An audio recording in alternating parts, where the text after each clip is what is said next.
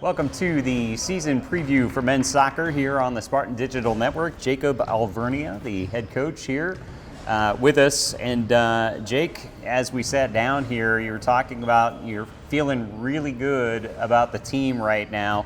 Got a couple practices under your belt, a week or so. How are things going for you right now? It's going really well. You know, we have a lot of returners this year. I mean, we graduated a few key players, but we had a lot of returners, and we were pretty young. We were fairly young last year with a lot of freshmen, so they've come back. Their game's a little bit better. And some of the new guys that have come in, Kevin, have been lights out. I mean, we've got right now our starting 11. If we were playing today, three new guys are going to play a role in that. So still, overall we're pretty heavy with returners, but the mix has been good. What is it about? Because I mean, you've been doing this a long time, and you seem genuinely excited about this year's team. What makes it different?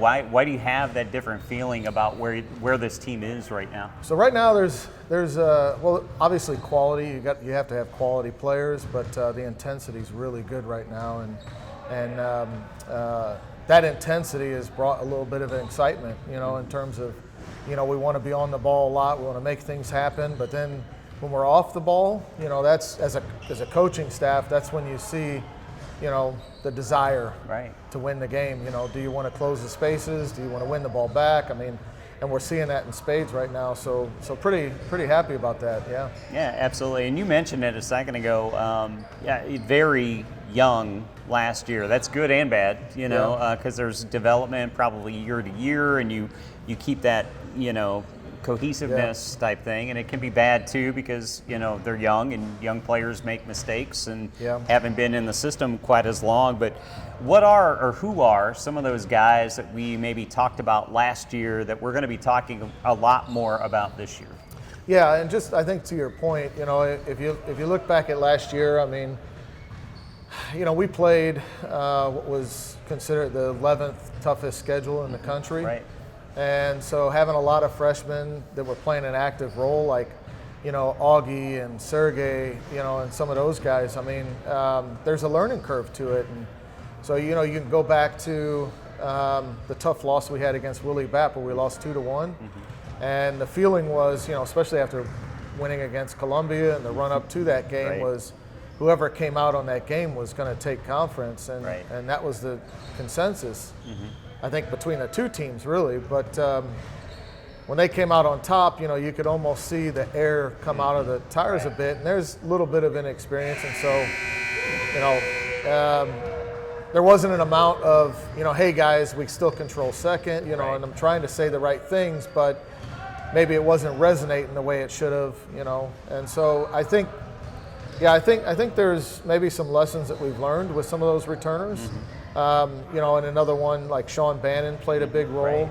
And now we got Vizzy coming in for Griff that graduated. So yeah, I think some of those younger players that played a role have learned a bit, and that year makes all the difference. Yeah, and I know you in the lead up to this season, you're really excited about the recruiting class that you brought in. You just mentioned a second ago three new guys maybe in your starting 11.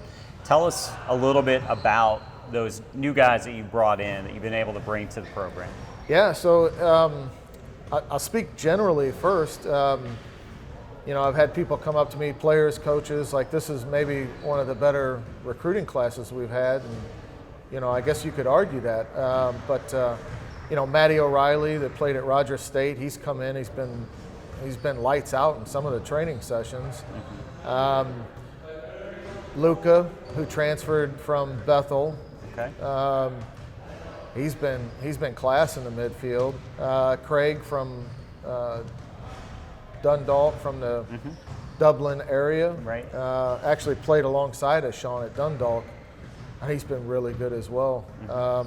Those guys have stepped in and made impactful contributions right off the bat. But there's others. Mm-hmm. There's other players that, are still, as a freshman you come in, sometimes you know what you're getting into, sometimes you don't. Mm-hmm. So there's a little bit of a feeling out with some of the other ones. But, I could go on about this new class. I mean, there's a lot of good players in there, but those three have had the biggest impact so far. So let's talk a little bit about the schedule. A couple of what I call local, scrimmages coming up with UMSL, and you moved the Quincy scrimmage to Quincy and all of that. And then you get to do something that I don't know that you've done in a long time, and that's take a trip to California. Talk a little bit about why and what you're hoping to gain out of really opening the season in California. So when you look at how the NAI is set up, you've got those 5 regions, right? And so the West, it's really hard to play teams from the West.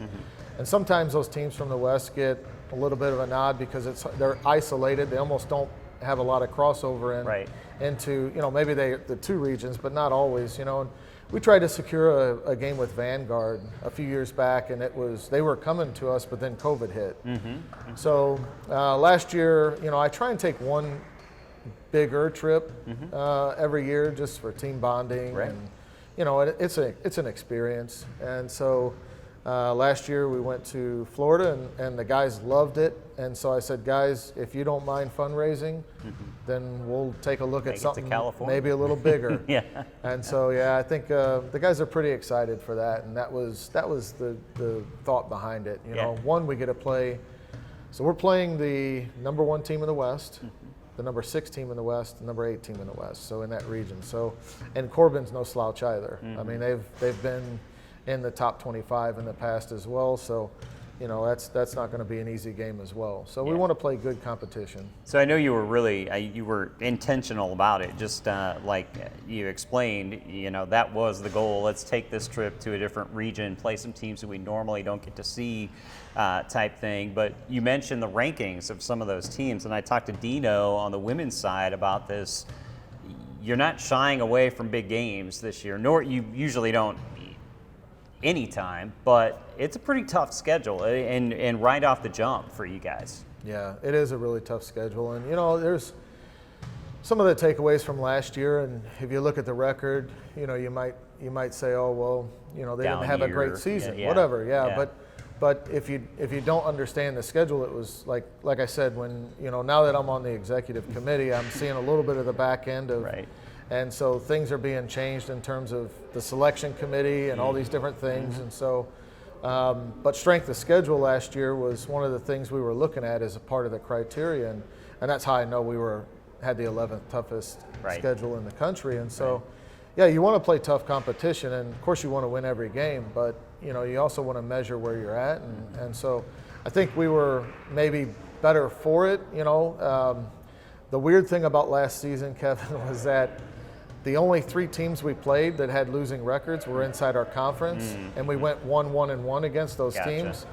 And so that's a bit unfortunate, Right. So, and one of the other little quirky things about the schedule is because you moved the scrimmages, or one of the scrimmages, and you're going to California. You guys don't get a home game until like September 7th or something, so there's also that as well. You talked about the bonding experience. By the time you guys come back on the 7th, you've got 3-4 games under your belt, and then you get a home crowd. Hopefully a crowd. That's the other thing. Hopefully a crowd.